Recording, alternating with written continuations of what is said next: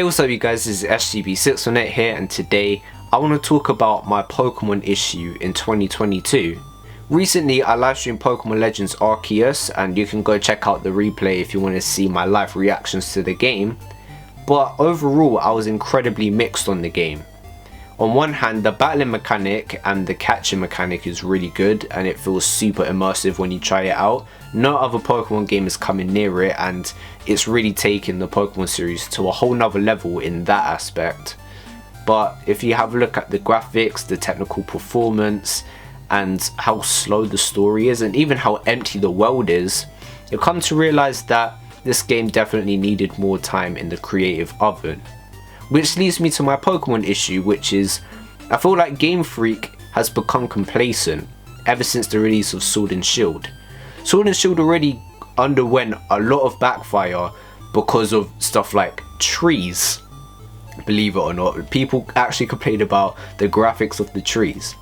Not only that, obviously, but Game Freak weren't including every single past Pokemon, which would imply that they're becoming lazy in terms of including all of the Pokemon, something that they were able to do prior to this game. Also, the difficulty wasn't at its highest point. Certain characters felt like they were reused from past Pokemon games, again signaling laziness. Even looking at the legendary Pokemon, as much as I like Zacian and Zamazenta, I think they look really cool. First thing that I noticed when I first saw them, these Pokemon look like they're versions of each other. They look like at the center point, it's the same Pokemon but with different forms. I thought that was a little bit disappointing, because one of my favorite aspects of the Pokemon versions was that the versions felt so different in terms of the box art, like the legendaries and all sorts. Solgaleo never felt too similar to Lunala, and Groudon didn't feel too similar to Kyogre. They felt completely different. So to see the two box art legendaries feel exactly the same and just what, they swapped armor, it comes across as a little bit lazy.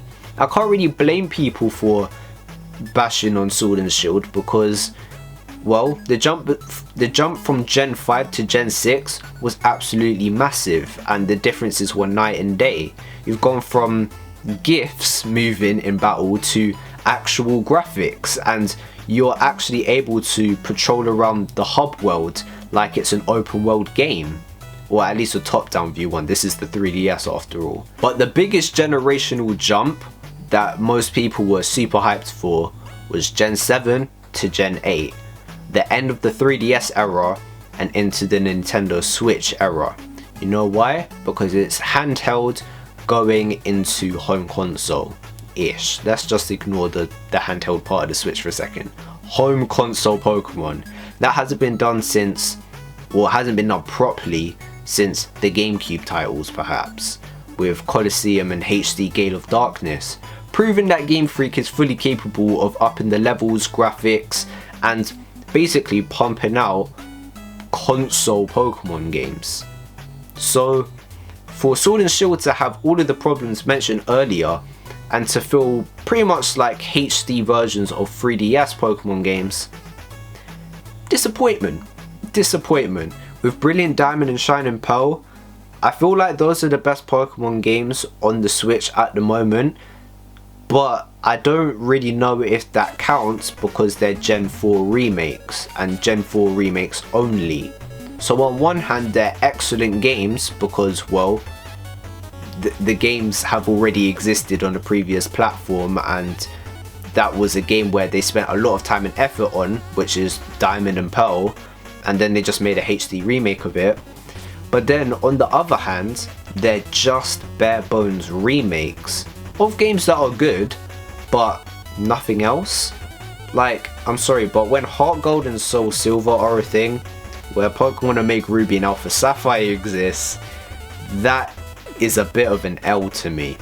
These games are still fun, and I have no issues with my Shining Pearl copy, still a really fun game, but the potential was there. No primal forms for the legendary Pokemon, no extra content, Delta episodes or whatnot. No, it's just it's literally just HD remakes. I mean, they did advertise that, it's not like it's deceitful, but it could have been way more than that. Again, implying that Game Freak became lazy, complacent, and didn't really care. Pokémon Legends Arceus. Now this one, I have to give them a slight benefit of the doubt, because I feel like this was a brand new Pokemon formula that they were experimenting with. Like I said, the battling and the catching mechanics have never been done in this way in any other Pokemon game that came before it. Pokemon Go maybe, but in terms of main series. Now, like I said, those two elements are absolutely amazing, but the rest of the game, to me personally, it kind of falls apart. I'm not even talking about your experience of the game, I'm talking about the presentation of the game and how much effort Game Freak really put into this thing. The ground is literally super flat, even though that it's supposed to be grassy plains. And speaking of which, the area that you roam around with, it looks like that they tried too hard to copy Breath of the Wild. I'm sorry, like I know that Sonic Frontiers also done this, which is a topic for another video, but I don't know why all of these open world games in modern times are really trying to copy Breath of the Wild in terms of location. Like, surely you can have your own identity, right? Well, yeah, I guess it does. By being buggy and popping in and out. Literally, objects and Pokemon pop like the minute that you walk too far away. The frame rate drops even if you move the camera just a little bit too fast. I feel like the game kind of drags, and when you actually start playing and you get excited about, oh, I want to go catch this Pokemon, this Pokemon, this Pokemon, when you actually go out in the open area, it's empty. There are only like, what, a few Pokemon sprinkled around here and there, and there isn't really much else. Most of it is spent just running around trying to find things and just discover the area, which, by the way, there isn't even much to discover. This feels like a beta game or a game that hasn't been fully developed yet, which is a problem because Pokemon, by the way, is the largest media IP in the world. Your game should not feel like this at all.